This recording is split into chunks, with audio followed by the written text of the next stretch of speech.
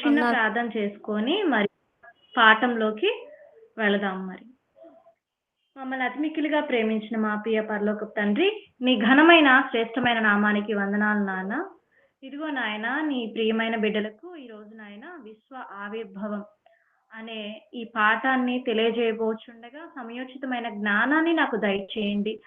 అలాగే నాయన, మేము ప్రతి ఒక్క విషయాన్ని కూలంకషంగా చర్చించుకోబోచుండగా నాయన, నీ పాఠాన్ని మరి లేఖనాల్లో నుంచి మరి మేము జాగ్రత్తగా పరిశీలన చేయబోచుండగా అవి అలాగున్నవో లేవో అని చూచుకొని నాయన, ఈ విశ్వాన్ని కలుగజేయడానికి గల కారణం ఏమిటో తెలుసుకోవడానికి సహాయాన్ని దయచేయమని, మరి ఈ విశ్వ ఆవిర్భావం ఎందుకు జరిగిందో మాకైతే తెలుసు, కానీ ప్రపంచానికి తెలియచెప్పడానికి నాయన మాకు బైబిల్లో నుంచే, లేఖనాల్లో నుంచే మరి ఎన్నో మాటలను విశదపరచావని గుర్తెరిగి వాటిని చర్చించుకోబోచుండగా నీ కృపను మాకు తోడుగా ఉంచమని మా ప్రభువు రక్షకుడైన యేసుక్రీస్తు అతి శ్రేష్టమైన నామంలో ప్రార్థించి అతి మిక్కిలి వినయంతో బ్రతిమలాడి వేడుకుంటున్నాము తండ్రి, ఆమెన్.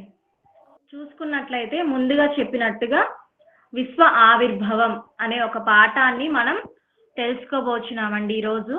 అయితే ప్రతి ఒక్కరూ ఏమని ఆలోచిస్తారు అంటే, ఈ భూమి మీద పుట్టిన ప్రతి ఒక్కరూ ఒక విషయాన్ని తెలుసుకోవటంలో చాలా జాగ్రత్తగా ఆసక్తిగా ఉంటారు. ఆ విషయంలో విశ్వ ఆవిర్భావం అనేది చాలా ప్రాముఖ్యమైన పాఠం అండి.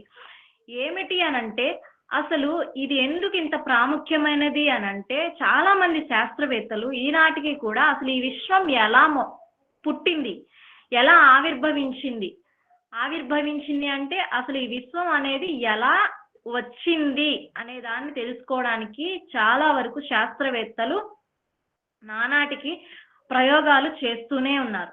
అయితే ఈ పరిశోధనలనేవి మొదలుపెట్టిన నేటి వరకు కూడా ఈ విశ్వ రహస్యాలనేవి తెలుసుకోకపోవటం అనేది చాలా విచారకరం అండి.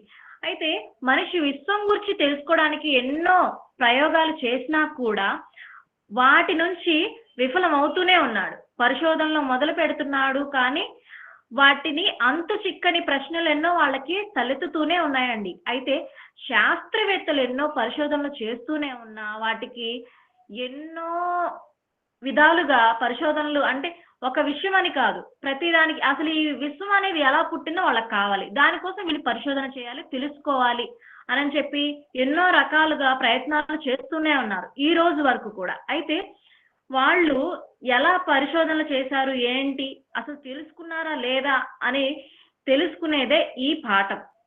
శాస్త్రవేత్తలు కనుక్కున్నారా లేదా అని తెలియజేసేదే ఈ పాఠం.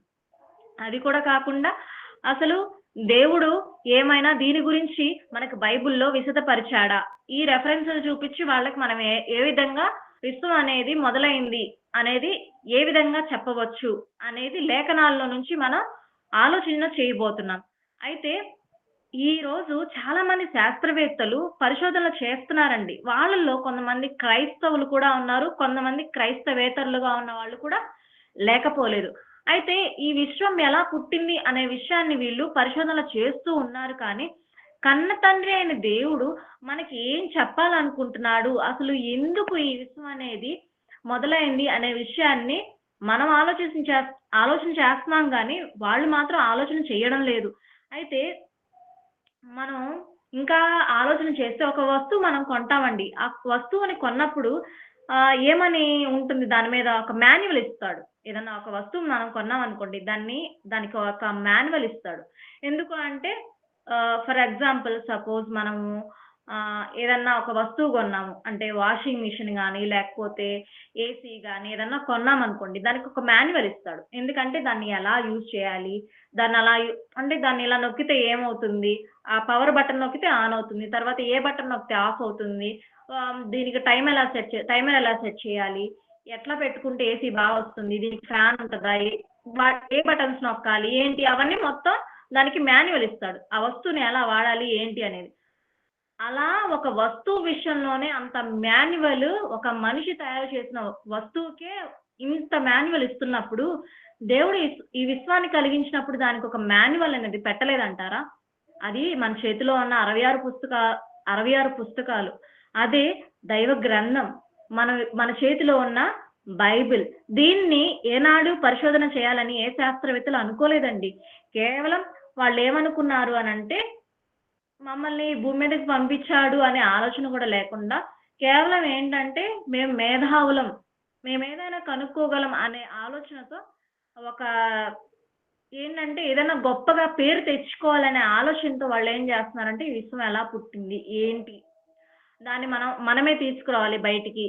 మనం గొప్ప అనిపించుకోవాలి ఈ ప్రపంచం ముందు అనే ఆలోచనతో ఎప్పటినుంచో ఉంటూనే ఉన్నారు ఈ శాస్త్రవేత్తలు. అయితే ఈ విశ్వాన్ని కలిగించింది దేవాతి దేవుడే అని విశ్వం గూర్చి చెప్పాలంటే ఎవరు చెప్పాలి?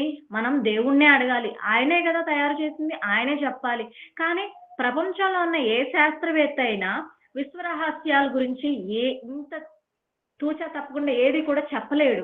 విశ్వ రహస్యాలను తెలుసుకోవాలంటే మనిషి ఎన్నో ప్రయోగాలు చాలా వరకు చేశాడు. ఆ ప్రయోగంలో 1989వ సంవత్సరం 1989 నవంబర్ 18న ఒక ప్రయోగం చేశారండి. దానికి ఏమని పెట్టారు అంటే కాస్మిక్ బ్యాక్గ్రౌండ్ ఎక్స్ప్లోరర్ అని పెట్టారండి.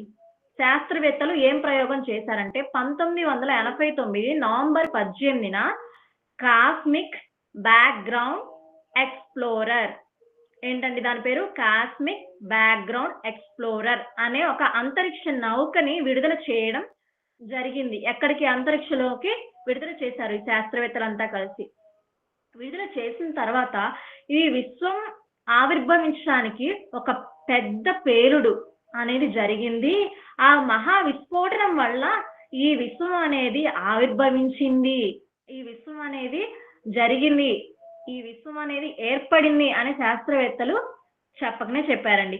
అయితే దానికి ఆ థియరీకి అంటే వీళ్ళు ఒక అంతరిక్ష నౌకని విడుదల చేశారు కదా మరి విశ్వంలోకి, దానికి ఆ విస్ఫోటనానికి వీళ్ళు పెట్టిన పేరు ఏమిటి అనంటే దానికి బిగ్ బ్యాంగ్ థియరీ అని పెట్టారు. దానికి పేరేంటి అండి? Big bang theory. ఇది మనం వినే ఉన్నాం. అయితే దీనికి బిగ్ బ్యాంగ్ థియరీ అని పేరు పెట్టారు. ఈ సృష్టి ఎలా మొదలైంది, ఎప్పుడు ఈ సృష్టి పుట్టిక జరిగింది సుమారు అనేది తెలియజెప్పడానికి సుమారు 1500 కోట్ల సంవత్సరాల క్రితం ఈ విశ్వం అనేది ఆవిర్భవించింది అనే దాన్ని ఈ ప్రపంచానికి తెలియచేశారు. ఎవరు అనంటే ఈ శాస్త్రవేత్తలు. అంటే ఈ సృష్టి పుట్టి సుమారు 1500 కోట్ల సంవత్సరాలు అయ్యిందని చెప్పారు అనంటే సృష్టి ఎప్పుడు ఎలా పుట్టిందో ఈ శాస్త్రం చెప్పింది. కానీ అది ఎందుకు పుట్టింది, ఎలా వచ్చింది అనేది మాత్రం ఏమాత్రం చెప్పలేదండి. ఏదైనా ఒక ఆవిష్కరణ జరిగితే ముందుగా మనిషి ఆలోచించేది ఏంటండి చెప్పండి? మనకి దీనివల్ల ప్రయోజనం ఏంటి, దీనివల్ల అసలు మనకి యూజ్ ఏంటి అనేది చాలా ఎక్కువగా ఆలోచిస్తూ ఉంటాం. ఇప్పుడు మన చేతిలో ఒక మొబైల్ ఉందండి, అది దేనికి ఉపయోగపడుతుంది? మనం ఎవరైనా దూర ప్రాంతంలో ఉంటే వాళ్ళతో మనకి కన్వర్సేషన్ కోసం, అంటే వాళ్ళతో మనం సంభాషించుకోవడానికి, వాళ్ళతో మనం మాట్లాడటానికి మనకి కావాలి, మనకు అవసరం అని చెప్పేసి మనం తీసుకుంటున్నాం. అంతేకాదండి, మనకు కావాల్సిన దైనందిన అవసరాలకు కావాల్సిన ఫోన్ పేలు కానీ, మనకు కావాల్సిన ప్రతి ఒక్క యాప్ కూడా ర్యాపిడో బుక్ చేసుకోవాలన్న ఏదైనా సరే మొత్తం అన్ని ఎందులో ఉంటున్నాయి? ఫోన్లో ఉంటున్నాయి. అంటే దానివల్ల మనకు ఒక ప్రయోజనం అనేది అక్కడ ఉంది మొబైల్ వల్ల. మరి విశ్వం వల్ల మనకి ఏదైనా ప్రయోజనం ఉందా లేదా, లేకపోతే ఇది అసలు ఎందుకు పుట్టింది అనే విషయాన్ని వీళ్ళు ఏమైనా తెలియజెప్పారా అనంటే సృష్టి ఎందుకు పుట్టిందో వీరు ఆలోచించరు. కానీ విశ్వం ఆవిర్భవించిందనే విషయాన్ని మాత్రం వీళ్ళు పక్కన, అంటే ఈ సంగతి అంతా పక్కన పెట్టారు. ఏమని? ఎంత సమయం పట్టింది, అంటే దీన్ని చేయడానికి ఎంత సమయం పట్టింది అనే ఆలోచన లేదు వాళ్ళకి. అసలు ఎందుకు పుట్టిందో అనే ఆలోచన వాళ్ళకి లేదు. ఈ విషయాలన్నీ పక్కన పెట్టేసేసి ఆ విశ్వం అనేది ఆవిర్భవించింది అనే విషయాన్ని పలానా 1500 కోట్ల సంవత్సరాల క్రితం విశ్వం అనేది ఆవిర్భవించింది అనే విషయాన్ని మాత్రం చెప్పారు. అది ఎలా వచ్చింది? ఒక శబ్దం వల్ల విశ్వం అనేది ఏర్పడింది. అంతరిక్షంలో ఒక శబ్దం అనేది, ఒక పేలుడు అనేది జరిగింది, దానివల్ల విశ్వం అనేది వచ్చింది అనేది మాత్రం చెప్పారు. అయితే నేను ఇక్కడ ఒక క్వశ్చన్ రైజ్ చేస్తున్నాను. ఈ విశ్వం దానంతటా అదే ఒక శబ్దం వల్ల క్రియేట్ అయిందని చెప్పి శాస్త్రవేత్త చెప్తున్నాడు. అంటే కలిగింది అని శాస్త్రవేత్తలు చాలా బల్లగుద్ది చెప్పేస్తున్నారు చాలా వరకు. మనం పుట్టాము, మన పుట్టుక అనేది జరిగింది. మన పుట్టుక జరిగింది అనంటే ఇక్కడ అమ్మ, నాన్న ఇద్దరు ఉన్నారు. అమ్మా, నాన్న అంటే అమ్మా, నాన్న లేకుండా మన పుట్టుక వచ్చింది అనంటే ఎవరన్నా నమ్ముతారా మనల్ని? నేను అమ్మా, నాన్న లేకుండా పుట్టాను. తెలుసా అని చెప్పి ఎవరన్నా అన్నారనుకో, "అరేయ్! వీడికేమన్నా పిచ్చి పట్టిందా? నేను అమ్మా, నాన్న లేకుండా పుట్టానంటాడేంటి? వీడికేమన్నా మతి పోయిందా? వీడిని పిచ్చి హాస్పిటల్‌లో చేర్పించండ్రా" అని అంటారు. అవునా కాదా? అలాంటిది ఒక విషం అనేది పేలుడు సంభవించి దానంతట అదే వచ్చిందని చెప్తున్నారంటే శాస్త్రవేత్తలని ఏమనాలి ఇప్పుడు? పిచ్చివాళ్ళు, వెర్రి వాళ్ళనే కదా అనాలి. అంటే వీళ్ళ జ్ఞానం ఏ రకంగా ఉంది? వెర్రిగా ఉంది. అందుకే దేవుడు ఒక మాట అంటున్నాడు. అసలు నీకు నువ్వుగా రాలేనప్పుడు నీకు అమ్మా నాన్న కావాలి. నీకు నువ్వుగా రాలేనప్పుడు ఈ విశ్వం అనేది, ప్రకృతి అనేది దానంతట ఎలా వస్తుంది? అనేది దేవుడు క్వెషన్ మార్క్ వేసి మరీ అడుగుతున్నారు ఈ శాస్త్రవేత్తలు. ఎందుకు అనంటే వీళ్ళు నమ్మడం లేదు. పేలుడు జరిగింది అక్కడ. పేలుడు సంభవించింది. దానంతట అదే విశ్వం వచ్చింది అనేది ఈ ప్రపంచానికి తెలియపరుస్తున్నారు. అదే చేస్తున్నారు. అయితే ఈ ప్రకృతి మాత్రం దానికి అదే వచ్చిందని చాలా మంది అనుకుంటున్నారు. చాలా మంది శాస్త్రవేత్తలు అనుకుంటున్నారు. బట్ కానీ అది అసామాన్యమైనదిగా రాలేదు. దాని వెనుక ఒక శక్తి ఉంది. ఆయన ఎవరు అనేది ఈనాటికి కూడా శాస్త్ర ప్రపంచం అనేది తెలుసుకోలేకపోయింది. అయితే కానీ ఈ ప్రకృతి మాత్రం దానికి అదే వచ్చింది అంటున్నారు. ప్రకృతి దానికి అదే వచ్చింది అంటున్నారు. విశ్వం దానికి అదే పుట్టిందని అంటున్నారు. అసలు ఇదంతా కాదండి. ఇప్పుడు మనం చూస్తున్న అందమైన ప్రకృతి కానీ, ఎంతో సుందరంగా కన్నులకు రమ్యంగా కనిపిస్తున్న ప్రతిదీ కూడా ఇంత చక్కగా ఈ రకంగా ఉండడానికి గల సముద్రాలు కానివ్వండి, నదులు కానివ్వండి, చెట్లు కానివ్వండి, మనం తింటున్న ఫలాలు కానివ్వండి, వృక్షాలు కానివ్వండి, దానంతట అవే వచ్చాయా? ఎవరూ లేకుండా వాటంతట అవే పుట్టుకొని వచ్చాయా? వీళ్ళు చెప్పుకొస్తుంది అదే. శాస్త్ర ప్రపంచం అంతా వాటంతట అవే వచ్చాయి. ఒక శబ్దం రాగాలని శబ్దం వచ్చింది. దానివల్ల ఈ సృష్టి అంతా క్రియేట్ అయింది. ఈ విశ్వం అంతా క్రియేట్ అయిపోయింది అని చెప్పుకుంటూ వస్తున్నారండి. అయితే దీన్ని విధంగా చెప్పుకుంటూ వస్తుంటే దీన్ని నేనేమని చెప్తున్నానంటే, ఇప్పుడు అమ్మా నాన్న ఉంటేనే మనం వస్తున్నామని నువ్వెంత గట్టిగా నమ్ముతున్నావో, నాయన ఈ సృష్టి అంతా ఎవరి ప్రమేయం లేకుండా వచ్చింది అంటే నువ్వెలా నమ్ముతున్నావు నాయన అని చెప్పేసేసి దేవుడు వాళ్ళకి వేస్తున్న క్వశ్చన్. అయితే సృష్టిలో ఒక విస్ఫోటనం కలిగితే ఉన్నది కాస్త లేకుండా పోతుంది. మరి విశ్వం మాత్రం ఒక పెద్ద పేలుడు వల్ల పుట్టింది అని అంటున్నారు. ఈ రోజు శాస్త్ర ప్రపంచంపై మనిషికున్న నమ్మకం ఏంటి అనంటే, వాళ్ళు ఏది చెప్పినా, వాళ్ళు అంటే శాస్త్రవేత్తలు ఏం చెప్పినా, శబ్దం వల్ల ఈ విశ్వం వచ్చింది, దానంతట అదే వచ్చేసింది అనంటే తల ఊపేస్తాం అన్నమాట మనం. అంటే అలాంటి పర్సన్స్, అంటే అలాంటి వ్యక్తులు, అలాంటి ప్రజలు ఈ భూమి మీద ఉన్నారు కాబట్టి వాళ్ళు ఏం చెప్పినా గానీ నమ్మేస్తున్నారు. కావాలని చెప్పేసేసి కోట్లు కుమ్మరిస్తున్నారు. వాళ్ళ ప్రయోగాలు వాళ్ళు చేసుకుంటూ ఉన్నారు. వాళ్ళు ఏం చెప్పినా మనం నమ్ముతున్నాం. అందుకే కదండీ కోతి నుండి మనిషి వచ్చాడంటే కూడా నమ్మేసి పుస్తకాల్లో ఆనాడు మనం చదువుకున్నాము. ప్రతిదీ కూడా దేవుడు బైబిల్‌లో ప్రతిదానికి ఒక మాన్యువల్ పెట్టాడు. ఈ విశ్వం ఆవిర్భవించడానికి కూడా ఒక మాన్యువల్ అనేది ఉంది. కాబట్టి దాని గురించి మనం తెలుసుకోవడానికి ఇంకా ముందుకు వెళితే, లేఖనాల్లోకి వెళ్తే ఒక మాట ఉంటుంది. ఒక మాట ఉంటదండి. అది ఎక్కడ అంటే యోబు గ్రంథంలో ఉంటుందన్నమాట. ఇక ఆయన కార్యముల్లో స్వల్పములు, ఆయనను గూర్చి మనకు వినబడుచున్నది మిక్కిలి మెల్లనైన మిక్కిలి మెల్లనైన గుసగుస శబ్దము పాటిదే కదా అని ఉంటుంది.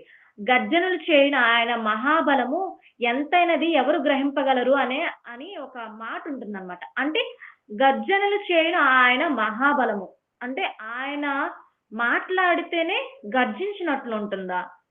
ఏంటి ఇలా మాట్లాడాడు అది మామూలుగా నేను చెప్తున్నానన్నమాట. మీకు ఇంకా చాలా ఉన్నాయి రెఫరెన్స్‌లు, అందుకని చెప్పేసి నేను అలా చెప్పుకుంటూ పోతున్నాను. దేవుని గురించి మనకు తెలిసింది, మనం మాట్లాడుకుంటుంది ఏదైనా ఉంది అంటే అది చిన్న గుసగుస శబ్దము లాంటిది మాత్రమే. మనకి ఇంకా వినబడింది 90% ఉంది. మనం బైబిల్ నుంచి తెలుసుకోవాల్సింది చాలా ఉంది. అయితే బైబిల్‌లో ఇదంతా ఆలోచన చేస్తూ చర్చించుతూ పోతే శాస్త్రానికి ఉన్న ప్రావీణ్యత 10% అని మాత్రమే మనం చెప్పాలి. అయితే మనం ఈ అంతరిక్షం గురించి వాళ్ళు అంతరిక్షంలోకి ఒక నౌక పంపించి వాటన్నింటిని గురించి విశ్వం ఎలా పుట్టింది అని తెలుసుకోవాలి అని అంటే వాళ్ళ జీవితం సరిపోదండి. అయితే అలాగే ఈ సృష్టిలో కనబడని పదార్థం ఏదైనా ఉందా అనంటే, కనబడని పదార్థము 90% ఉంటే కనబడే పదార్థం 10% ఉంది. కనబడే పదార్థం 10% మాత్రమే మనకు తెలుసు కానీ, కనబడిన 90% పదార్థం మనకు తెలీదు. కానీ బైబిల్ ద్వారా ప్రతిదీ మనం నమ్మి, విశ్వసించి, దేవుని గురించి తెలుసుకొని, ఆ! దేవుడిలా చెప్పాడు కాబట్టి మనం విశ్వసిస్తున్నాం. అవునా? అయితే ఈ భూప్రపంచంలో కూడా చాలా మనకి తెలియనివి ఎన్నో ఉన్నాయండి. అయితే అంతరిక్షంలోకి వెళ్ళాలి, విశ్వం యొక్క ఆయుష్కాలాన్ని తెలుసుకోవాలి, ఇంకా ఎన్నెన్నో ప్రయోగాలు చేయాలి అని అనుకుంటే వాళ్ళ జీవిత కాలం సరిపోదు శాస్త్రవేత్తలకి. అసలు బైబిల్ గురించి చెప్పుకోవాలి అని అన్నా, లేకపోతే కొన్ని విషయాలు మనం కూలంకషంగా చర్చించుకోవాలనుకున్నా మన జీవిత కాలమే సరిపోవడం లేదు ఈ భూమి మీద. బ్రతికున్నంత కాలం తెలుసుకుంటూనే ఉన్నాం ప్రతిదీ కూడా. అయితే మరి సృష్టిని చేసిన ఆయనను మనం ప్రతిదీ అడిగి తెలుసుకోవాలండి. ఈ విశ్వం ఎలా పుట్టింది ఏమిటి అని అంటే. అయితే ఈ బైబిల్లో మనం కొన్ని విషయాలను పరిశీలన చేస్తూ పోతే జ్ఞానం అనేది ఉట్టిపడుతూ ఉంటుంది. దాని వల్లనే ఈ విషయం ఎలా పుట్టిందో కూడా మనం తెలుసుకుంటాం. దానియేలు గ్రంథంలో ఒక మాట ఉండదు చూడండి, దేవుడు గొప్పతనాన్ని గురించి తెలియజేసే మాట. మనకు ముందు జ్ఞానం కావాలి. జ్ఞానం ఉన్న తర్వాతే మనం ఏదైనా కానీ తెలుసుకోగలుగుతాం. దానియేలు గ్రంథము 1వ అధ్యాయము 17వ వచనం. ఆ నలుగురు బాలురు సంగతి ఏమనగా, దేవుడు వారికి జ్ఞానమును సకల శాస్త్ర ప్రవీణతయు వివేచనయు అనుగ్రహించును. మరియు దేవుడు వారికి ప్రావీణ్యతను వివేకమును అనుగ్రహించను. చాలా సిస్టర్, ఇక్కడ మనం ఈ లేఖన భాగం చూసినట్లయితే ఆ నలుగురు బాలురు అనగా ఇక్కడ మాట్లాడుతుంది ఎవరు, ఆ నలుగురు బాలురు ఎవరు అని దేవుడు మాట్లాడుతున్నాడంటే, మనము ఆలోచన చేస్తే ఎవరయ్యా ఈ నలుగురు అని అంటే షడ్రకు, మేషకు, అబేద్నెగో, దానియేలు. వీళ్ళు నలుగురు గురించి దేవుడు మాట్లాడుతున్నారు. వీరు బాలురుగా ఉన్నప్పుడే వాళ్ళకి ఏమొచ్చిందంట, సకల శాస్త్ర ప్రావీణ్యతయు వివేచనయు వారికి ఎవరు అనుగ్రహించారండి? దేవుడు అనుగ్రహించాడు. అంటే బాలురుగా ఉన్నప్పుడే వాళ్ళు జ్ఞానాన్ని నేర్చుకోవాలి. మీరు కన్న పిల్లలు ఎవరైతే ఉన్నారో వాళ్ళు చిన్ననాటి నుంచే జ్ఞానాన్ని నేర్చుకోవాలి అనే విషయాన్ని కూడా మనకి ఇక్కడ దేవుడు చెప్తున్నాడు. ప్రపంచంలో ఎంతో మంది శాస్త్రవేత్తలు ఉన్నారండి, వారికి జ్ఞానం లేదు. అందుకే పౌలు గారు ఒక మాట అంటాడు తన పత్రికల్లో, పరిపూర్ణులైన వారి మధ్య నేను జ్ఞానమును బోధించుచున్నాను అని అంటున్నాడు. అంటే జ్ఞానమై ఉన్న యేసుక్రీస్తు వారు జీవితాల్లో లేడు. ఎవరి జీవితాల్లో? ఈ శాస్త్రవేత్తల జీవితాల్లో లేడు. కాబట్టి వాళ్ళు నిజమైన జ్ఞానాన్ని కనుక్కోలేకపోయారు. ఆయన యేసుక్రీస్తు గారు ఉన్న ఆ కాలంలో కూడా యూదులు ఏం చేశారండి? యేసుక్రీస్తుల వారిని తృణీకరించారు, జ్ఞానాన్నే తృణీకరించారు. అయితే నిజమైన జ్ఞానాన్ని కనుక్కున్నప్పుడే ఏదైనా సరే మనము ఛేదించగలుగుతాం, ఏదైనా సరే మనం కనుగొనగలుగుతాం. అయితే యేసుక్రీస్తుని కనుగొన్న వాళ్ళే నిజమైన జ్ఞానులు అని కూడా చెప్తూ, శాస్త్రవేత్తలు కొన్ని కోట్లు ఖర్చు పెట్టి విశ్వం గురించి తెలుసుకోవాలని ఎంత ప్రయోగాలు చేసినా కానీ ఏనాడు తెలుసుకోలేకపోయారు. అయితే పుట్టిన ఎలాగో చెప్పగలిగారు కానీ దీని వెనక ఉన్నది ఎవరు అనేది చెప్పలేకపోయారు. ఆ శబ్దం చేసింది అంటే ఇందాక నేను ఒక వర్డ్ అన్నాను కదా, ఆయన గురించి తెలిసింది మనకి మెల్లనైనా గుసగుస శబ్దము అని చెప్పేసి. ఆ శబ్దము ఎవరు అనేది తెలుసుకోలేకపోయారు అండి. అయితే ఈ శాస్త్రవేత్తలు ఏం తెలుసుకోవాలనుకుంటున్నారు? సృష్టి ఎప్పుడు పుట్టిందో తెలుసుకోవడం కంటే సృష్టిని చేసింది ఎవరు అని తెలుసుకోవాలని చెప్పేసి చాలా ఆతృత వీరిలో ఉందా అంటే లేదు.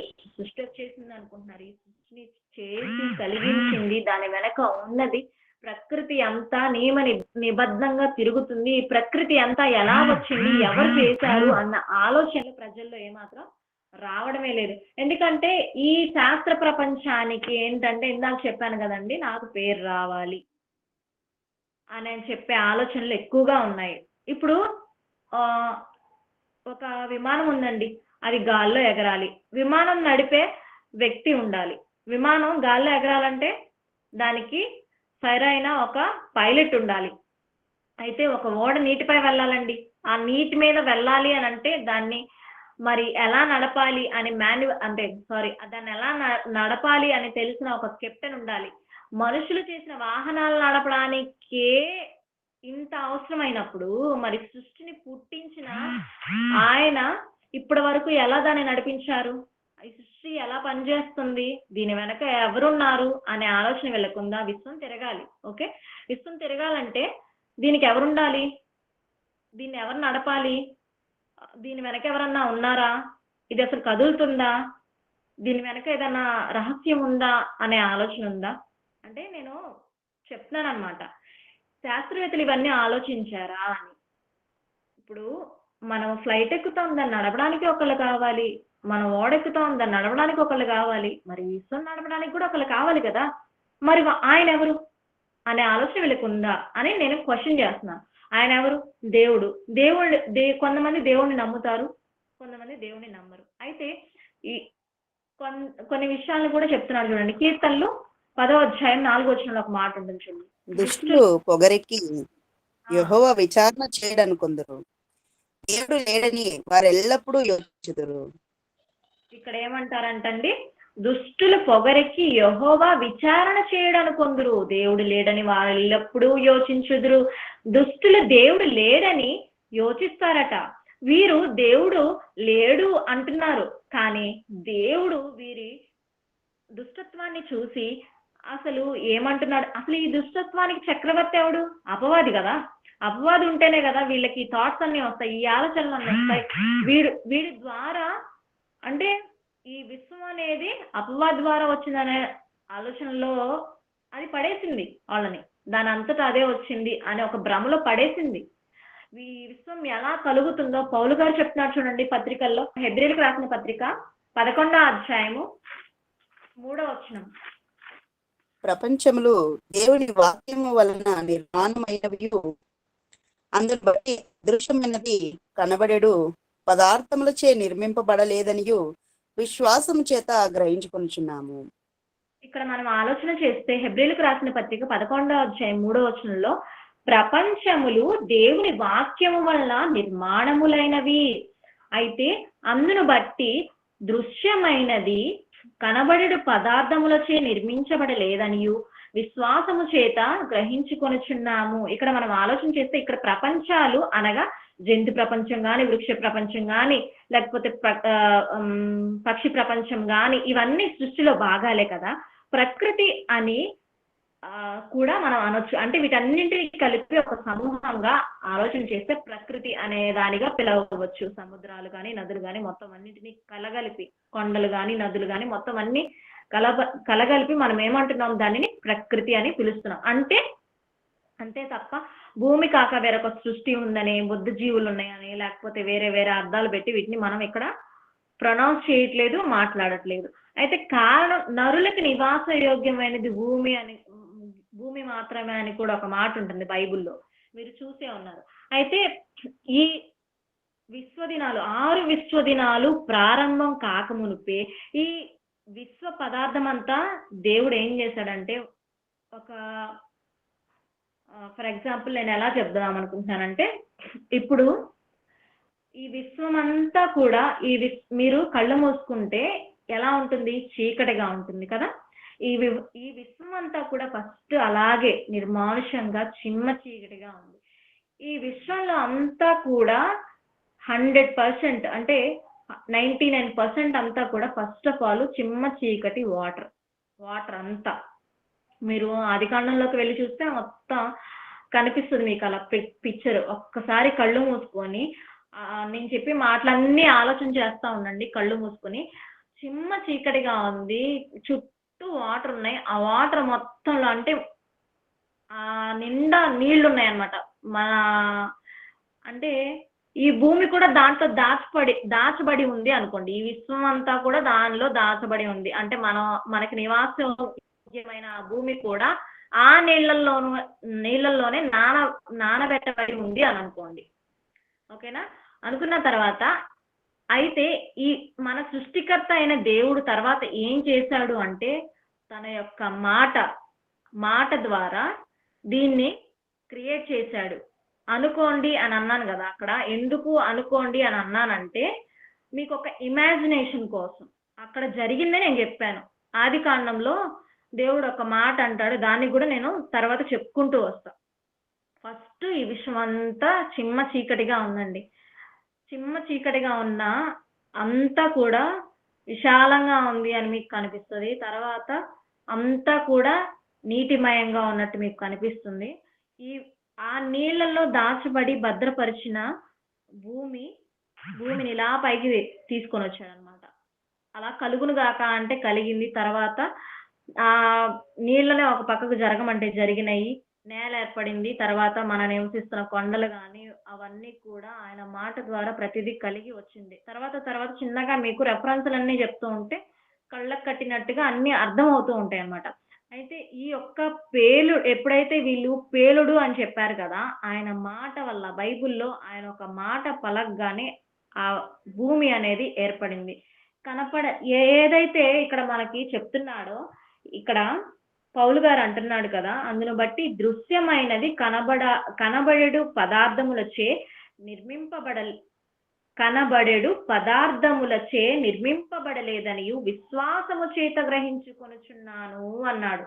అంటే కనబడెడు పదార్థములచే అంటే కనిపించే పదార్థాలతో నిర్మించబడలేదు.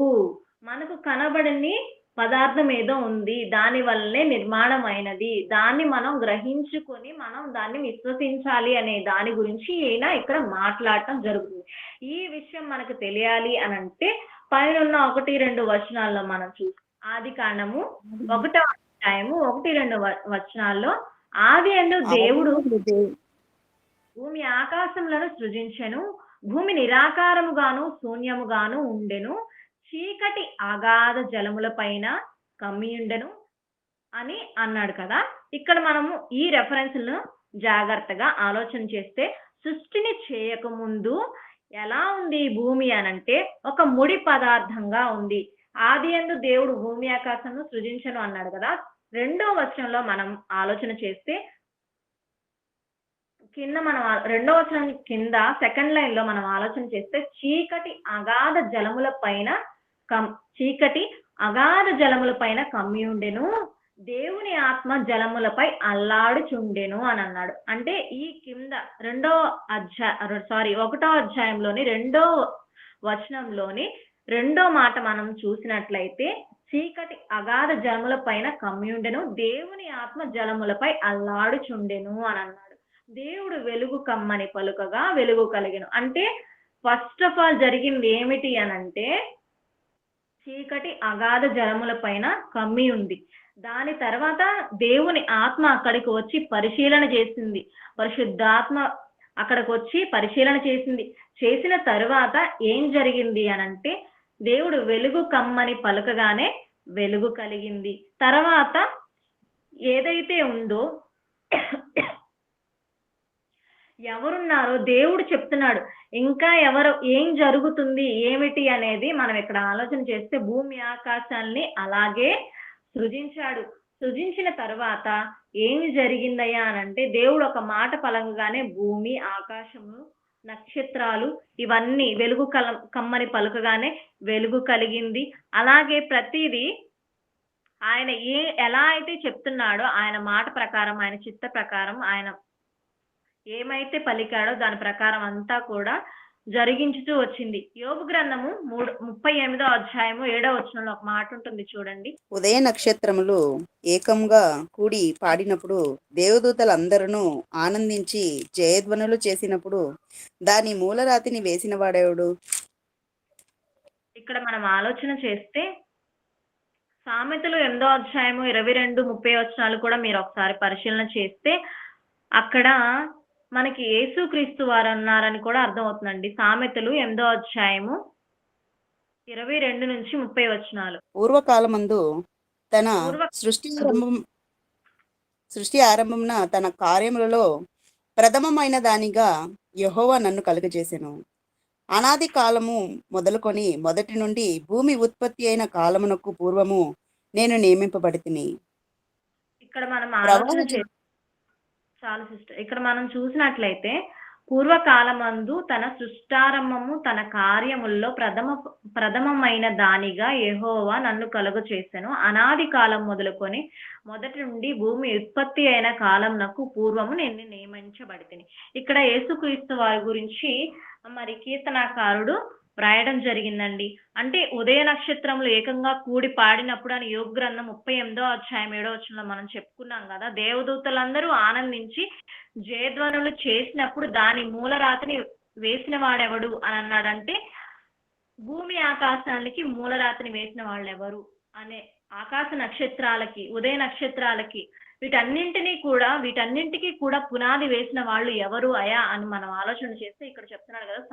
సామెతల్లో 8వ అధ్యాయం 22వ వచనం నుంచి మనం ఆలోచన చేస్తే దీనికి అంతటికి కారణం యేసుక్రీస్తుల వారు అని చెప్పేసేసి మనకి ఇక్కడ కనిపిస్తూ ఉంటుందన్నమాట. ఈ విశ్వం, ఈ ప్రకృతి అనేది బిగ్ బ్యాంగ్ వల్ల కలిగిందని శాస్త్రవేత్తలు చెప్తున్నారు. అయితే ఆయన నోట నుండి వచ్చిన మాట ప్రకారం ఈ ప్రపంచాలనేవి కలిగినాయి అనేది మనకి కనిపిస్తూ ఉంది. అయితే అనాది కాలం మొదలుకొని మొదటి నుండి భూమి ఉత్పత్తి అయిన కాలంనకు పూర్వము నేను నియమింపబడితిని. భూమి ఉత్పత్తి అయిన కాలంనకు పూర్వం నేను నియమింపబడితిని అని అంటే ఎవరు నియమింపబడ్డారు అని అంటే యేసుక్రీస్తుల వారు.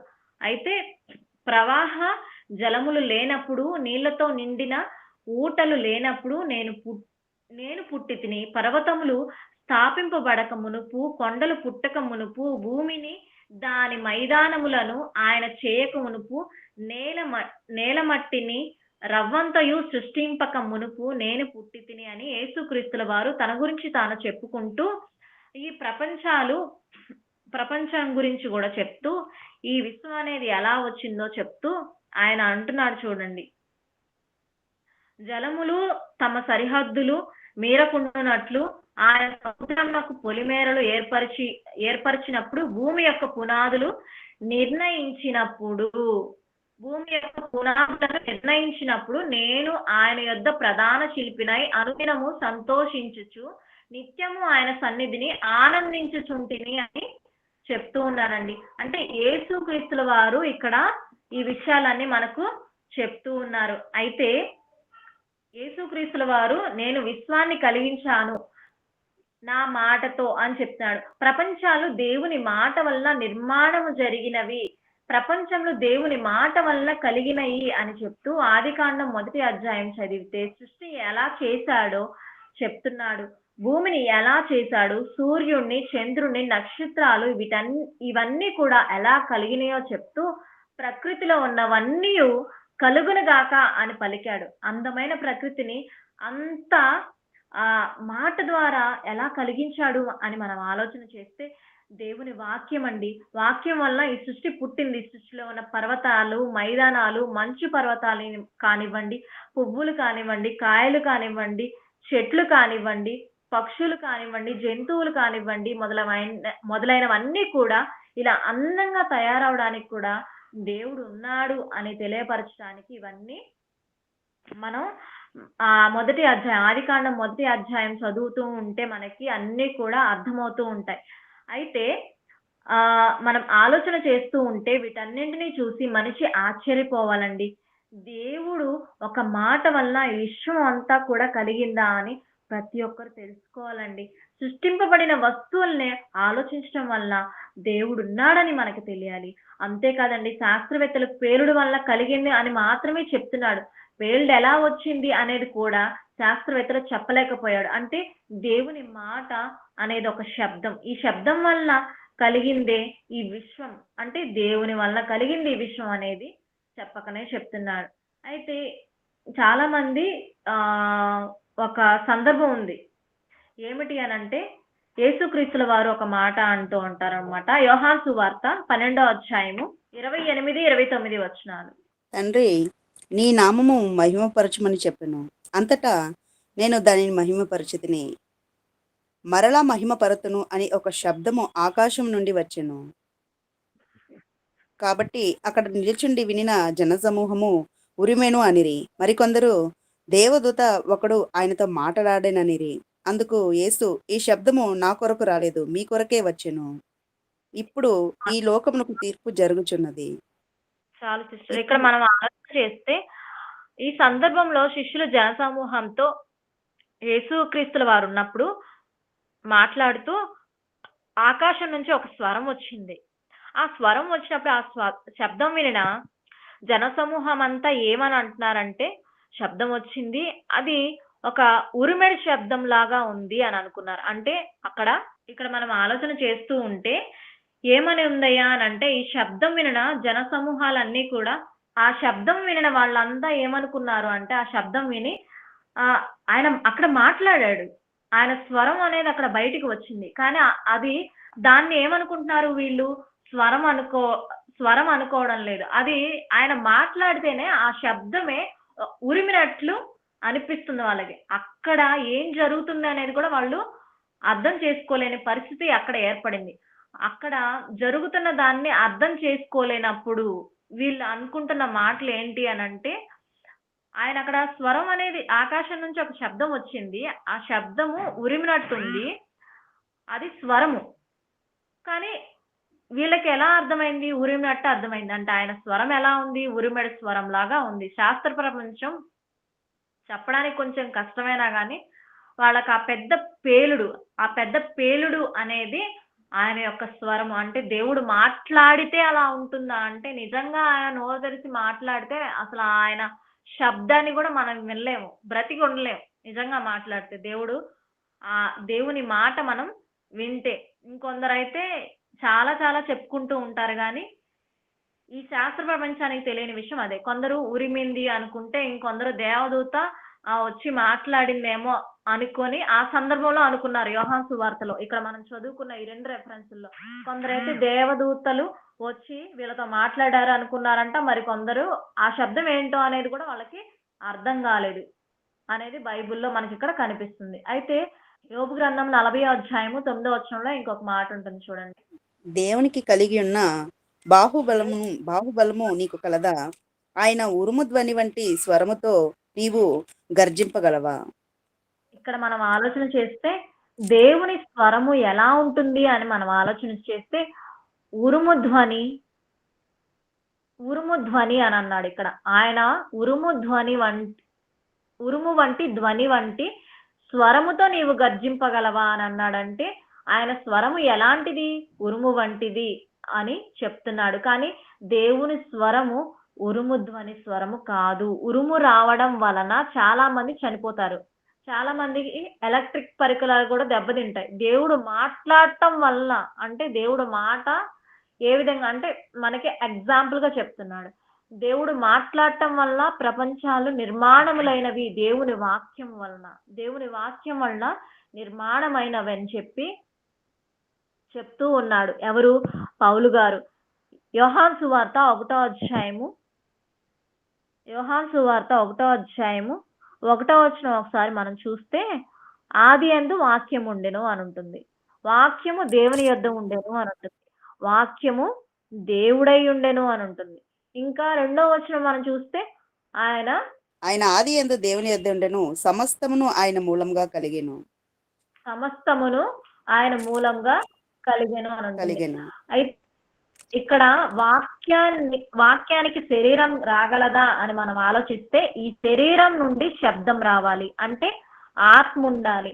మత్తయి సువార్త 1వ అధ్యాయము 1వ వచనం మనం చూసినట్లయితే, అబ్రహాము కుమారుడగు దావీదు కుమారుడైన యేసుక్రీస్తు వంశావళి. అబ్రహాము నోట్లో ఒక మాట ఉంటుంది. 1వ అధ్యాయము 1వ వచనము, అక్కడ నోట్లో ఒక మాట ఉంటుంది. ఏమిటి అంటే క్రీస్తు అనే శబ్దము, అభిషిక్తుడు అని అర్థం. క్రీస్తు అనే శబ్దము అంటే, ఇప్పుడు ఈ శబ్దం ఎవరు? మీకు అర్థమైందా? ఈ శబ్దం ఎవరు అని అంటే, అక్కడ జరిగిన శబ్దము ఎవరు అంటే ఆ వాక్యము ఎవరు? ప్రపంచాలు దేవుని వాక్యం వల్ల నిర్మాణమైనవి అని పౌలు గారు అన్నారు. ఈ వాక్యం ఎవరని మరి మనకి బైబిల్ గ్రంథంలో కనిపిస్తున్నారంటే యేసుక్రీస్తుల వారు. యేసుక్రీస్తుల వారి గురించి మనం మాట్లాడుకుంటూ మత్తయి సువార్త 1వ అధ్యాయం 1వ వచనంలో ఆ శబ్దము అని ఉంది కదా, క్రీస్తు అనే శబ్దము అని ఉంది కదా.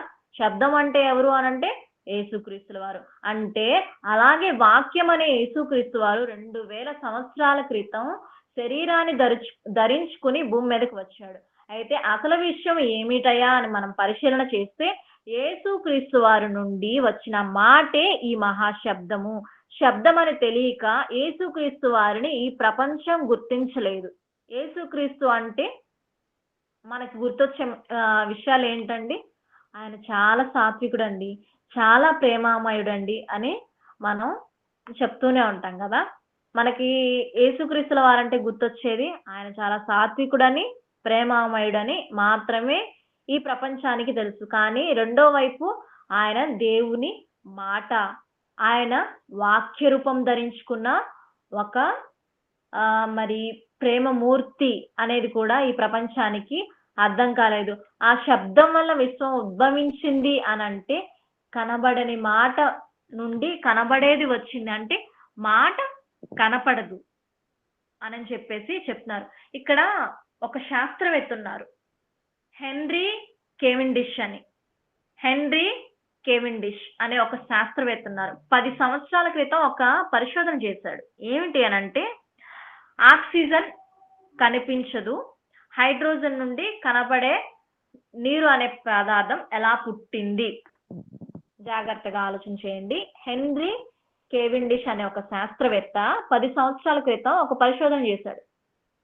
ఆక్సిజన్ అంటే కనిపించదు, హైడ్రోజన్ మనకి అంటే హైడ్రోజన్ నుండి కనబడే నీరు ఎలా పుట్టింది అనేది తెలుసుకోవడానికి హైడ్రోజన్ ని కనుగొన్నది ఎవరయ్యానంటే ఈ హెన్రీ కేవిండిష్ అన్నమాట.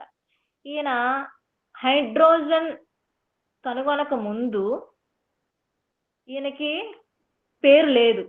కనుగొన్న తర్వాత అంటే వాటర్ అనేది వచ్చిన తర్వాత ఈయనకి పేరు వచ్చింది. దీని కనబడే ఒక దాన్ని మనకు చూపించాడు ఒక పరిశోధన చేసి అని. అంటే ఇది ఎలా ఆయన మలుచుకున్నాడంటే పేరు సంపాదించుకోవాలి.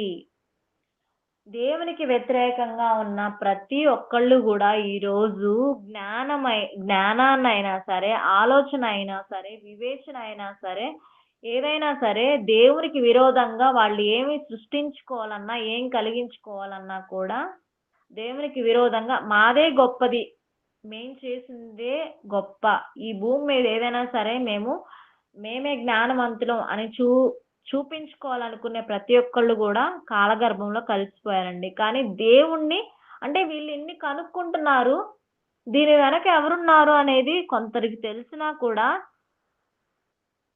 కొందరు ఏంటి అని అంటే ఇది దేవుడు చేశాడు, యేసుక్రీస్తుల వారు చేశారు అనే విషయాన్ని బయటికి మనం నొక్కి ఒక్కడి నుంచి చెప్పినా కూడా యాక్సెప్ట్ చేసే పరిస్థితులు చాలా వరకు లేవు. వీళ్ళకి 5 పూట్ల భోజనం చేయడానికి 5,000 లోపలికి వెళ్ళాలంటే ఏదో ఒకటి చెప్పాలి, కల్పించుకొని అందరి నుంచి దోచుకొని ఏదో ఒకటి కల్పించి చెప్పాలి. నానాటికి ఇట్లా చెప్పే వాళ్ళే ఎక్కువైపోయారు. ఈ 10 సంవత్సరాలు ఆయన దీన్ని కనిపెట్టి వాటర్ గురించి పరిశోధనలు చేసి ఇవన్నీ బయటికి తీసుకురావడానికి ఇంత టైం పట్టింది, 10 సంవత్సరాలు పట్టింది కదా. దేవుడు చెప్తున్న మాట చూడండి. హెబ్రీలకు రాసిన పత్రిక 11వ అధ్యాయము 3వ వచనము. హెబ్రీలకు రాసిన పత్రిక 11వ అధ్యాయం 3వ వచనము కింద ఒక మాట ఉంటుంది చూడండి. దృశ్యమైనది కనబడేడు పదార్థములచే నిర్మింపబడలేదు అని ఉంటుంది. దృశ్యమైనది ప్రపంచంలో దేవుని వాక్యం వల్ల నిర్మాణమైనవనియు అందును బట్టి దృశ్యమైనది కనబడేడు పదార్థములచే నిర్మింపబడలేదనియు విశ్వాసము చేత గ్రహించుకొనుచున్నాము. ఇక్కడ మనం ఆలోచన చేస్తే ఫర్ ఎగ్జాంపుల్ లేని వాటిని ఉన్నట్టుగా అంటే భూమి కలుగునుగాక అంటే భూమి వచ్చింది, సూర్యుడు చంద్రుడు నక్షత్రాలు కలుగునుగాక అంటే అవి కలిగాయి, అంతకు ముందు లేవు, దేవుడు పలకగానే వచ్చాయి, యెహోవా ఆజ్ఞేయగా అవి పుట్టెను అని కూడా మనకి బైబిల్లో కనిపిస్తుంది. కొన్ని రెఫరెన్సులు చూస్తే ఏంటి అనంటే రోమీలకు రాసిన పత్రిక 4వ అధ్యాయం 17వ వచనంలో ఒక మాట ఉంటుంది చూడండి. తాను తాను విశ్వసించిన విశ్వసించిన దేవుని ఎదుట అనగా అవును మృతులను సజీవులుగా చేయువాడును లేని వాటిని ఉన్నట్టుగానే పిలిచివాడునైనా దేవుని ఎదుట అతడు మనందరికీ తండ్రి అయి ఉన్నాడు. ఇక్కడ ఇందును మనం గురించి ఆలోచిస్తే దేవుడు ఏం చేస్తాడండి? లేని వాటిని ఉన్నట్టుగా పిలుచువాడునైనా దేవుని ఎదుట, లేని వాటిని ఉన్నట్టుగానే పిలుచువాడినైనా దేవుని ఎదుట. అంటే లేని వాటిని కూడా ఉన్నట్టుగా పిలుస్తాడా? అవును, పిలుస్తాడు. ఇక్కడ మనం ఆలోచించవలసిన విషయం ఏమిటి అని అంటే, ఆయన లేని వాటిని కూడా ఉన్నట్టుగా పిలుస్తాడు.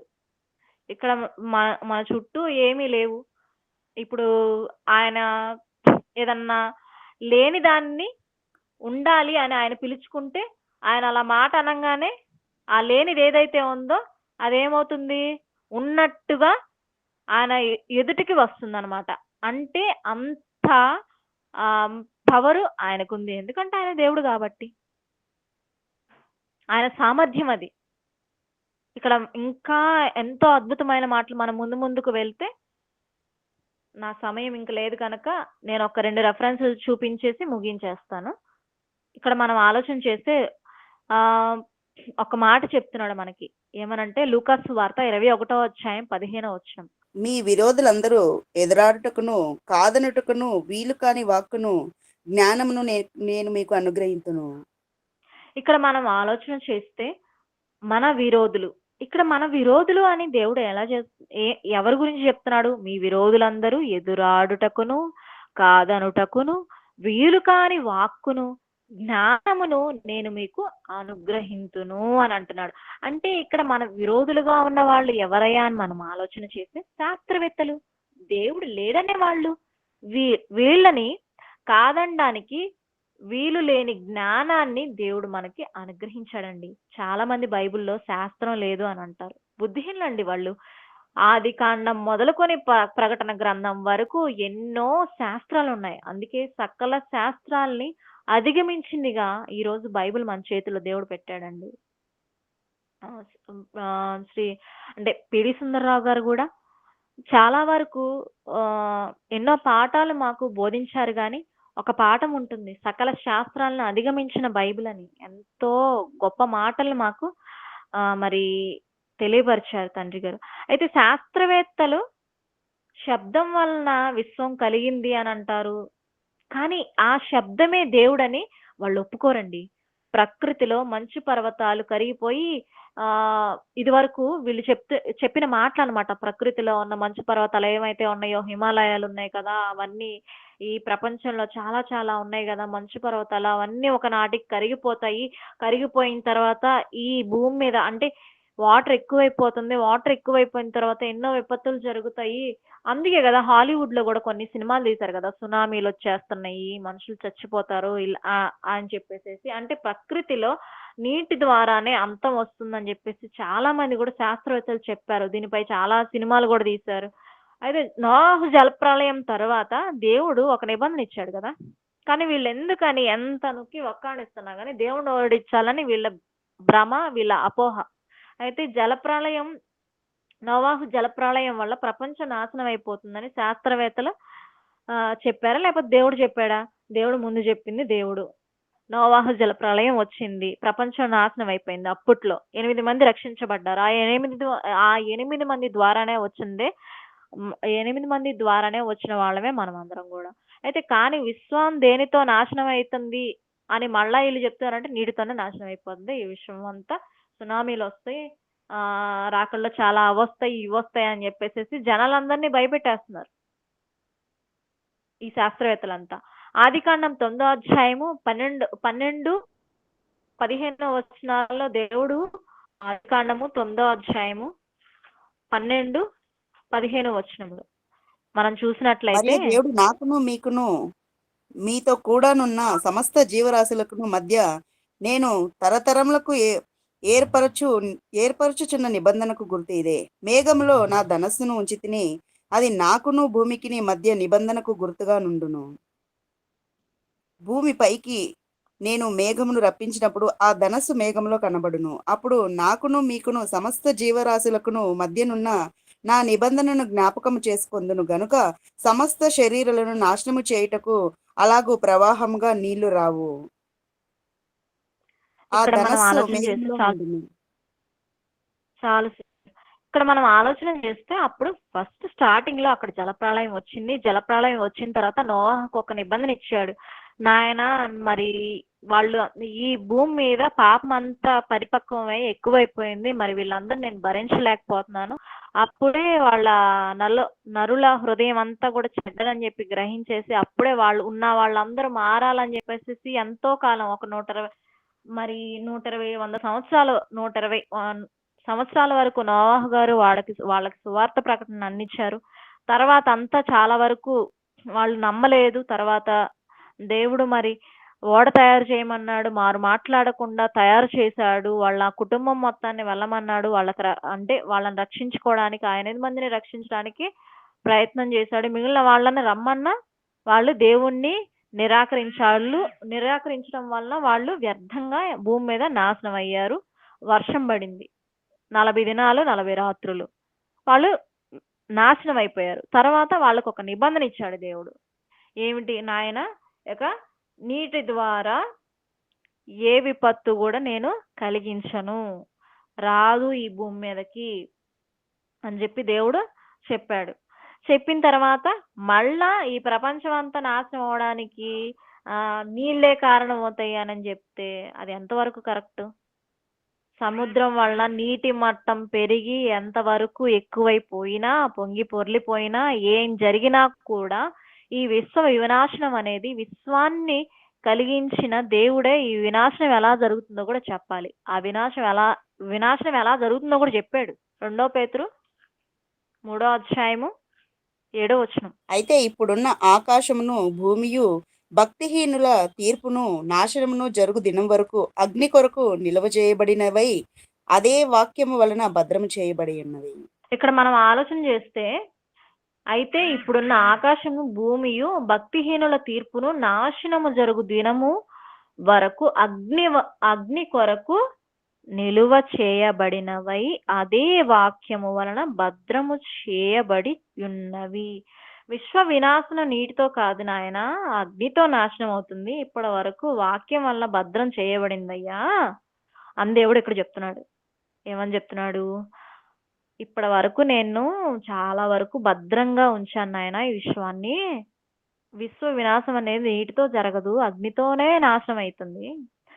వాక్యం వల్ల దాన్ని భద్రంగా చేసుకొని జాగ్రత్త చేసి పెట్టుకున్నాను నేను. ఏ వాక్యం అయితే విశ్వాన్ని కలిగించిందని చెప్తున్నానో అదే వాక్యం వలన విశ్వం నాశనం అవుతుంది. ప్రళయం ఎందుకు వస్తుంది అంటే మనిషి చేసిన తప్పు అని చాలా మంది అంటే చాలా వరకు అంటారు. ఏ తప్పు అని అంటే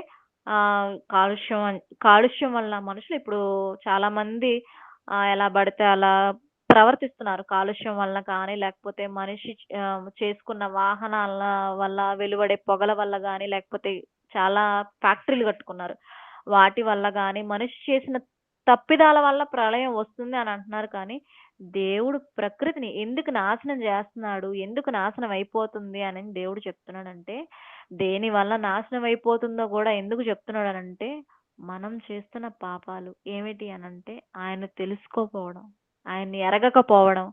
అసలు ఈ సృష్టి అంతా ఎవరి కోసం చేశాడు? మనం పుట్టక ముందే, మనం ఈ భూమి మీదకి రాకముందే, మనం ఈ భూమి మీదకి వచ్చిన తర్వాత ప్రతిదీ కూడా మనం చేసుకొని తినలేమని చెప్పేసి, వృక్షాలు ఫలాలు మనం వండుకొని తినలేమని చెప్పి జాగ్రత్తగా నాయన తెంపుకొని తినండి నాయన అని చెప్పి ఏదైనా తోటలో శుభ్రంగా అన్ని వేసి పెట్టి భద్రపరిచి మనకి ఇవ్వాలనుకుంటే, ఆనాడు ఒక్క మాట విషయంలో ఆజ్ఞ మీరినందుకు ఆదాంని అవ్వని ఏం చేశాడండి? ఏదైనా తోటలో నుంచి గెంటేశాడు దేవుడు. అంటే అదొక సుఖమైన జీవితం. అలాంటి జీవితాన్ని మనకి ఇవ్వాలనుకున్నాడు. అన్ని ఫ్రెష్‌గా అప్పటికప్పుడు మనం తెంపుకొని తింటే ఆరోగ్యంగా ఉంటాము. చక్కగా మంచి వాటరు. అప్పుడు ఏమి ఇబ్బందులు లేవు, ఏమి గొడవలు లేవు, ఏమి కుళ్ళు లేవు, కుషితాలు లేవు, కుతంత్రాలు లేవు. ఒకళ్ళ మీద పగ ఉండదు, ఒకళ్ళ మీద ద్వేషం ఉండదు. చక్కగా చల్లపూట సాయంత్రం దేవుడు వస్తాడు మాట్లాడటానికి ముచ్చటించుకొని హ్యాపీగా ఉండేవాళ్ళం. ఆ బ్రతుకు బాగుండేది. కానీ చేతులారా మనం నాశనం చేసుకొని అసలు ఇప్పుడు దేవుడు అంటే ఎవరో తెలియకుండా బ్రతికే వాళ్ళు ఎంతమంది అంటారు. దేవుడు అంటే ఎవరో తెలియక దేవుడితో ఉండే సంబంధాలు తెగిపోయి ఆ ఎందరో ఈ భూమి మీదకి వచ్చారు. దేవుని తెలియని తరాలు బయలుదేరి దేవుడికే వ్యతిరేకులైపోయి దేవుని తెలుసుకోకుండా మరణించే వాళ్ళు ఎంతమంది అంటారు. యేసు ప్రభు మొదటి రాకల్లో దేవుని స్వరూపాన్ని ధరించుకొని వస్తాడు కదా. రెండోసారి యేసు ప్రభు వచ్చేటప్పుడు అగ్ని జ్వాలలతో ప్రత్యక్షమవుతాడండి. దేవుడి దేవుడంటే ఎవరో తెలియని వారికి సువార్త అంటే అసలు తెలియని వారికి సువార్త తెలిసినా కూడా లోబడిన వారందరినీ కూడా ప్రతిదండన చేయడానికి యేసుక్రీస్తుల వారు ఈ భూమి మీదకి వస్తాడు. దేవుణ్ణి తెలుసుకోకపోతే తప్పే. పాతాళానికి దిగడమే ఇంకా వాళ్ళు. జారి పాతాళంలో పడిపోవడం తప్ప ఆప్షన్ లేదు. అంటే ఒక ఆప్షన్ కూడా దేవుడు ఇవ్వలేదు. ఎందుకంటే ఈ భూమి మీద బ్రతికినంత కాలం నన్ను తెలుసుకోలేదు నువ్వు. నా కోసం తెలుసుకునే అవకాశం ఉన్నా, నా కోసం బ్రతికే అవకాశం ఉన్నా దాన్ని చేజిక్కించుకోకుండా జీవిత కాలం అంతా మీరు బ్రతికారు కనుక మిమ్మల్ని మీకు ప్రతిదండం చేయడానికి నేను వస్తున్నానని చెప్పేసి 2 తెస్సలోనికీయులకు రాసిన పత్రికలో ఉంటుంది చూడండి ఆ మాట కూడా. మొదటి అధ్యాయము 6-8 వచనాలు. ప్రభువైన యేసు తన ప్రభావమును కనపరచు దూతలతో కూడా పరలోకం నుండి అగ్నిజ్వాలలో ప్రత్యక్షమై దేవుని నెరగని వారికిని మన ప్రభువైన యేసు సువార్తకు లోబడిన వారికిని ప్రతిదండన చేయనప్పుడు మిమ్మల్ని శ్రమపరచు వారికి శ్రమయు, శ్రమ పొందుచున్న మీకు మాతో కూడా విశ్రాంతియు అనుగ్రహించుట దేవునికి న్యాయమే. ఇక్కడ మనం ఆలోచన చేశాం కదా, చెప్పాను కదండి నేను ముందే. నేను అంటే ఆ మాట మీకు బైబిల్లో చూపించాలని నేను ఆ రెఫరెన్స్ చూపించడానికి అని చెప్పి తీపించాను. అయితే దేవుణ్ణి ఎరిగిన వాళ్ళు కానీ, దేవుని విశ్వసించిన వాళ్ళు కానీ, ఆయన సువార్తకు లోబడిన వాళ్ళు ఎవరైనా ఉన్నారు అంటే వాళ్ళని ఖచ్చితంగా పాతాళానికి పంపేస్తానని చెప్పేసి అగ్ని జ్వాలల్లో కాల్చేస్తానని కూడా ఆ మాటకు అర్థం ఇంకా అదే. తరతరాలు దేవుణ్ణి కాదనుకొని ఈ ఈ విశ్వం చేసిన ఆయన్ని ఎరగకుండా ఉంటే విశ్వ వినాశం ఈ రకంగానే వచ్చింది. యేసుక్రీస్తు వారు వస్తారు, అగ్నితోనే ఈ విశ్వం అనేది అంతమవుతుంది అనే అంటే ప్రతిది కూడా పర్టికులర్ గా అక్కడ రాయించి చెప్పాడు చూడండి. ఆ రెఫరెన్స్ లో ఆ వచనాలు చూస్తుంటే మనకు అర్థం అవుతుంది. అయితే మనం దేవుణ్ణి తెలుసుకోపోతే అది చాలా తప్పండి. ప్రకృతి నుండి ఎలాంటి శబ్దాలు వచ్చినా మన అంటే మనం ఇబ్బంది పడకూడదని చెప్పేసి ప్రతిదీ కూడా ఇక్కడ మనం ఆలోచన చేస్తే ఒక ట్రైన్ అనేది వెళ్తుందండి. ట్రైన్ వెళ్తున్నప్పుడు హార్న్ అనేది మనకి వినిపిస్తుంది కదా, హార్న్ వేస్తుంది. స్టేషన్ దగ్గరలో ఉన్నా లేకపోతే ఏదో ఒక సందర్భంలో ట్రైన్ అనేది హార్న్ వేసుకుంటూ ఉంటుంది. తర్వాత బస్సులు ఉంటాయి, హారన్ కొడుతూ ఉంటాయి. మనం నడిపే వాహనాలు ప్రతి దానికి కూడా శబ్దాలు అనేవి వస్తాయి.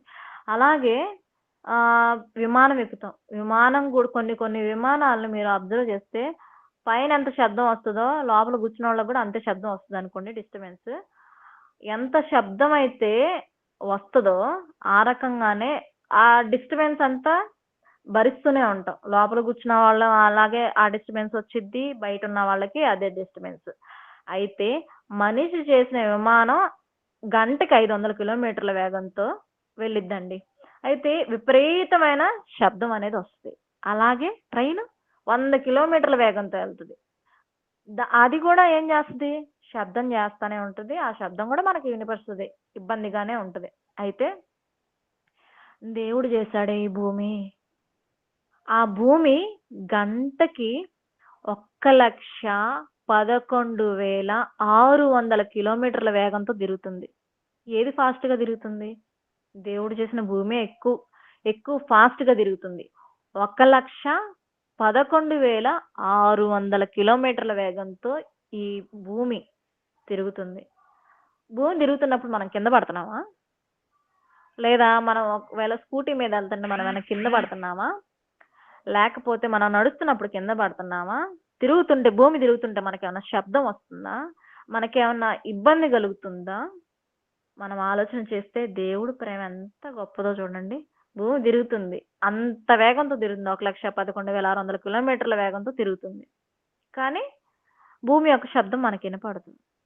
కానీ అంత వేగంగా తిరుగుతున్నా మనం కింద పడం. ఎంత ప్రేమో చూడండి. నా బిడ్డలకి ఏ కష్టం కలగకూడదు. చక్కగా చెయ్యాలి. ఏం చేసినా నీట్‌గా ఉండాలి పని. నాయనా అలా చేసుకుంటూ పోతే హ్యాపీగా ఉండాలి. వాళ్ళకి మళ్ళీ ఏ శబ్దాలు వినపడకూడదు అని చెప్పి చాలా చాకచక్యంగా మంచిగా మనకు చేసిచ్చాడు. అయితే భూమి మీద తిరిగినా పడిపోకుండా దేవుడు దాన్ని చేశాడంటే మనపై ఎంత ప్రేమ దేవునికి. అలాంటి దేవుణ్ణి తెలుసుకోపోతే నేరం కదండి చెప్పండి. భూమి మీద తన పని నిశ్శబ్దంగా చేయాలి. ఎవరి గురించి ఈ విశ్వం కలిగించాడో ఆ మనుషులతో పాటు ప్రకృతిని కూడా నాశనం చేయాలనుకుంటున్నాడు అంటే ఇంత అందమైన ప్రకృతిని అనుభవిస్తున్న మనిషి దేవుణ్ణి తెలుసుకోకపోతే తప్ప కరెక్టా చెప్పండి. ఇంకా మనం దేవుడి కోసం బతకకుండా మన ఇష్టానుసారంగా బ్రతుకుతూ విశ్వాన్ని ఉన్న విశ్వాన్ని దేవుడు కలిగించిన ఈ విశ్వాన్నే మన చేతులారా మనం పాడు చేసుకుంటున్నాం ఒక మాటలో చెప్పాలంటే. అయితే ఈ విశ్వ ఆవిర్భావం అంతా కూడా దేవుడి వలన జరిగిందండి. దేవుణ్ణి కాదనుకోవడం, దేవుణ్ణి పక్కన పెట్టడం, ఇలాంటివన్నీ చేస్తే తర్వాత ఈ విశ్వాన్ని అగ్నితో నాశనం చేసినట్టే మనల్ని కూడా ఇంకా అగ్నితోనే నాశనం చేసి దేవుణ్ణి ఎంతకీ తెలుసుకొని కూడా తెలుసుకోనట్టుగా బ్రతికితే వెళ్ళేది పాతాళానికే. అక్కడ యుగాలు ఉండాలి. మళ్ళీ క్షమాపణలు గిమాపణలు ఉండవు.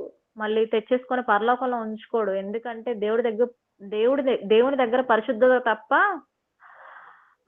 మరలా సెకండ్ ఆప్షన్ కి అక్కడ ఛాన్స్ లేదు. పరలోకంలో దేవదూత తప్పు చేసిందనే కదా పాతాళానికి నెట్టేశాడు. ఇంకా తనకి ఆప్షన్ లేదు. ఆ అపవాదికి ఆప్షన్ లేదు ఇంకా. అట్లాగే తన చేతులతో చేసుకున్న మనకు కూడా ఈ భూమి మీదకి పంపించాడు మనం తెలుసుకోవాలని. తెలుసుకున్న మనం జాగ్రత్తగా బ్రతకాలి పరిశుద్ధంగా. ఈ విశ్వం ఎలా వచ్చిందో మనం తెలుసుకున్నాం. ఆయన్ని కూడా తెలుసుకున్నాం. ప్రతిదీ కూడా మనం తెలుసుకున్న కూడా మనం కన్న వాటిని విన్న వాటిని చెప్పకుండా ఉండలేమన్నారు ఆ రోజు అపోస్తులు. అలాగే మనం కన్న వాటిని విన్న వాటిని చెప్పకుండా తెలుసుకుని ఆయన కోసం కష్టపడకుండా, ఆయన కోసం ఎవరికి చెప్పకుండా ఉన్నాయిలే మన దగ్గర ఉన్నాయి మనకు చాలా తెలిసింది కదా అని చెప్పి మనలో పెట్టుకుంటే కష్టం.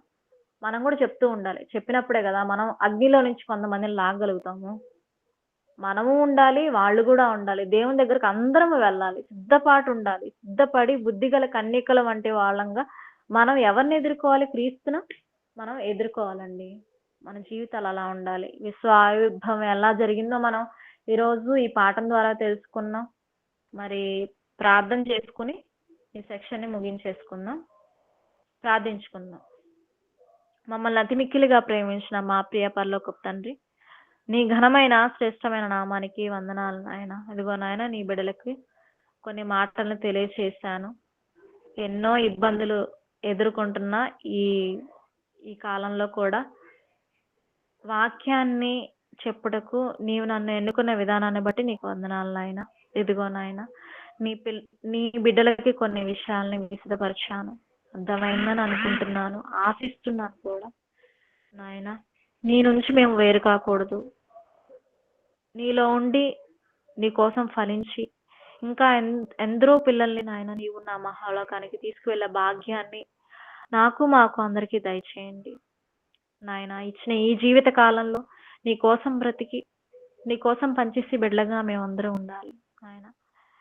ఈ కడవరి దినాల్లో మరి ఉన్నాము. ఎంతో దారుణమైన పరిస్థితులు, ముందు ఇంకా ఎన్నో చూడాల్సిన విపత్తులు ఎన్నో ఉన్నాయి నాన్న. వాటన్నింటినీ ఎదుర్కొంటూ నీ కోసం సువార్త పనులు ఎదిగే బిడ్డలంగా మేమందరం ఉండడానికి సహాయం దయచేయండి. ఎవరైతే నాయన అనారోగ్యంతో ఉన్నారో ఆ బిడ్డలను దర్శించండి. ఈనాటికి నాయన తండ్రి ఎంతమంది కుటుంబాలు, ఎంతమంది నాయన ఈ సెక్షన్ కి అటెండ్ అయి ఉన్నారో ప్రతి ఒక్క బిడ్డని జ్ఞాపకం చేసుకోండి. ఆత్మీయ విషయాలను, సంగతులను తెలుసుకున్న ప్రతి ఒక్కరు కూడా తమలో ఉంచుకొని దాచిపెట్టుకుని నాయన వాటన్నింటినీ జాగ్రత్తగా నాయన తమకు తెలిసిన వారికి నాయన తెలియజెప్పే బిడ్డగా ఉండటానికి సహాయం దయచేయండి. అలాగే వారి కుటుంబాల్లో నాయన ఉన్న సమస్యలను తొలగించండి. వారు దినదినము నాయన నీ ఆత్మీయతలో ఫలించడానికి కృపణ దయచేయండి. నీ ఆత్మీయతలో నీలో ఇంకా నాయన నీకు దగ్గర అవడానికి ఆ బిడ్డలకి ధన్యతని భాగ్యాన్ని దయచేయమని ప్రతి ఒక్కరిని పేరు పేరున జ్ఞాపకం చేసుకొని వారికి ఇచ్చిన బిడ్డల్ని కానీ వారి పని పాటల్లో కానీ వారి ఉద్యోగాల్లో కానీ ప్రతి ఒక్క విషయంలోనైనా వారిని జ్ఞాపకం చేసుకొని వారికి కావాల్సిన ప్రతి అవసరతను మీరు తీర్చమని ఆత్మీయంగా నాయన ఏ మేలైనా సరే నాయన అలాగే ఈ భూ సంబంధమైన విషయాల్లో కూడా వారికి కావాల్సిన ప్రతిదీ నాయన మీరు దయచేయండి. మాలో ఏమైనా లోటుపాట్లు ఉంటే మమ్మల్ని క్షమించి మీకు దగ్గర చేసుకోవడానికి మాకు అడ్డుగా ఉన్న వాటన్నింటిని మేము ప్రక్కన పెట్టి నీ గురి యొద్దకు చేరడానికి మా కృపను దయచేయమని అంతకంతకు నాయన తండ్రి ప్రభా నూరంతలుగా 60 నాయన తండ్రి ప్రభా 60 100 నాయన తండ్రి ప్రభా ఇంకా నాయన తండ్రి ప్రభా ఆకాశం అంతా నీ ప్రేమకు నాయన దగ్గర అవడానికి కృపను మాకు దయచేయమని నీవు ప్రేమించినంతగా కాకపోయినా తిరిగి మేము నీ చేత ప్రేమించబడేంత గొప్పగా మేము ఎదగడానికి నీ సువార్త పనులు మా అందరికీ దయచేయమని చిన్న బిడ్డలు కూడా నీలో ఎదగడానికి నీ జ్ఞానమును అందును వయసు అందును జ్ఞానమునందు నీలో ఎదిగి అభివృద్ధి పొందడానికి కృపను దయచేయమని మా ప్రభు రక్షకుడైన యేసుక్రీస్తు అతి శ్రేష్టమైన నామములో ప్రార్థించి బ్రతిమలాడి వేడుకుంటున్నాం తండ్రి. ఆమేన్.